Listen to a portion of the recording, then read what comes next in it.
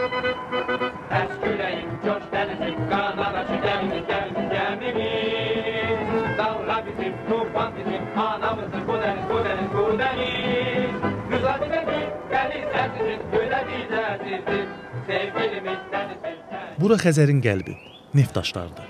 Dənizin ortasında inşa edilmiş bu şəhər 10 illiklərdir Azərbaycanın güc rəmzidir. Amma bu platformalar təkcə neft çıxarmır, həm də zəhmət, inad və vətən sevgisi hasil edir. Və elə bir ruh, vətən müharibəsində qazandığımız zəfərin görünməz dayaqlarından biri oldu. Xəzərin qoynunda bu platformalarda illərlə zəhmət, enerji, əzmkarlıqla çalışan insanlar əslində ölkənin zəfər tarixinin bir parçasıdır. Onlar ön cəbhədə silahla, arxa cəbhədə isə zəhmətləri ilə döyüşüblər.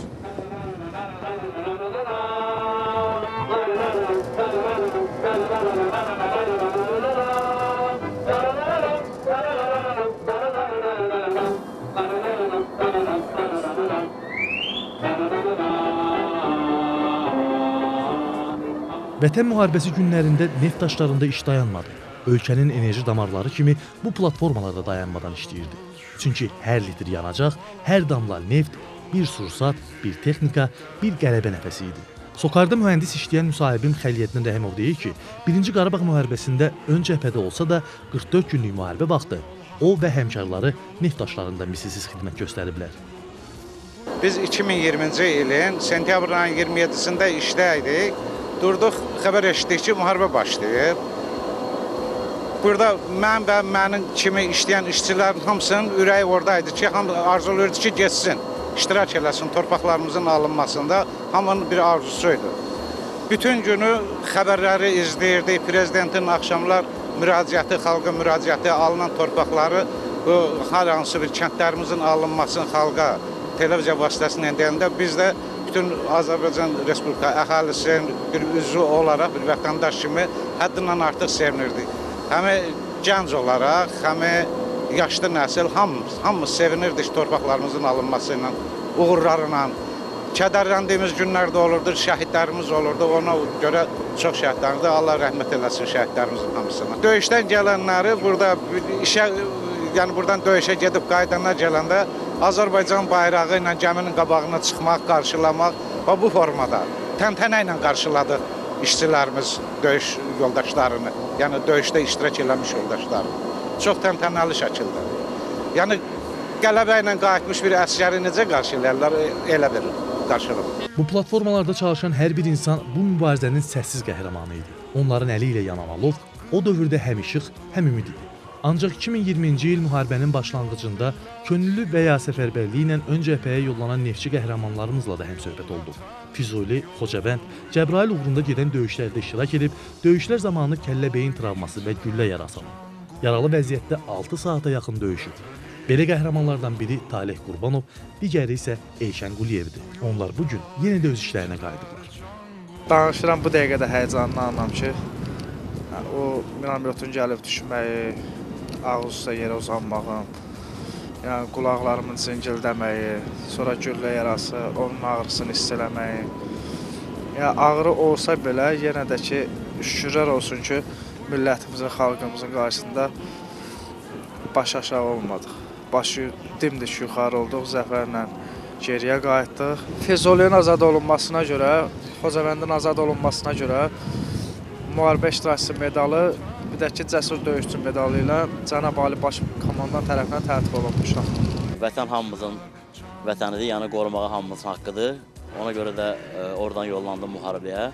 Müharibə dövründə mənim vəzifəm sürücü olduğu üçün mən də döyüşlərdə fəaliyyətimi sürücü kimi davam etdirmişəm. Rabitənin, belə deyək, Ural texnikasını sürürdüm. Müharibə necə deyək, yəni çətin yollar həqiqətən çoxdur. Yəni bir sürücü olaraq, necə deyəm, sürücü olaraq orada texnikanı idarə eləmək, döyüş vaxtı rabitəni təmin eləmək bizim vəzifə borcumuz idi. Biz də boynumuza düşən vəzifə bunu çalışırıq ki, layiqincə yerinə yetirək. Biz vətənin müdafiəsinə qalxmağa hər an hazırıq. İndi də hal-hazırda arxa cəbhədə neft daşlarında öz fəaliyyətimizi bir çilingər kimi davam elətdiririk. Neftçi ailəsində boya başa çatdığı üçün kiçik yaşlarından bu peşəyə böyük marağı olan Rıza Sadıqzadə isə səfərimizdə neftçilərin rolundan bunları danışdı.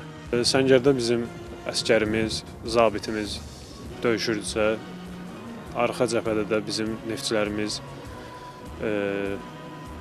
belə deyək, şiddətli hava şəraitinə baxmayaraq neft çıxartmağa davam edirdilər. Çünki bunun əsas səbəbi o idi ki, biz yanacaq təminatını onları vaxtı-vaxtına təmin eləyək.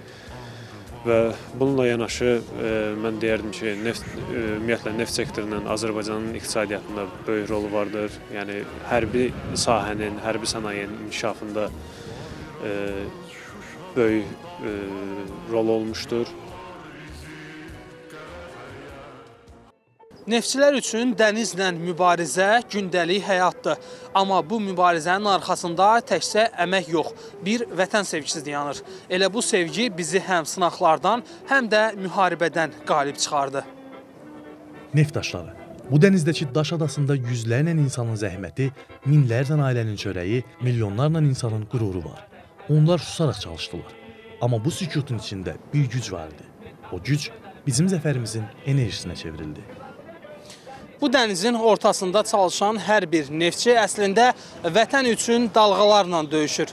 Qəhrəman neftçilərimiz öz alın təri ilə vətənə enerji, gələcəyə işıq verib. O işıq bugün qələbə kimi parlayır. Neft daşlarının üstündə, xalqımızın qəlbində. Rahim Əkrəmoğlu, Elşad Heydərov, xüsusi olaraq Naxçıvan televiziyası üçün. Qızlar bizə gün, dəniz dənizdir, gödən izlədirdir, sevgilimiz dənizdir, dəniz.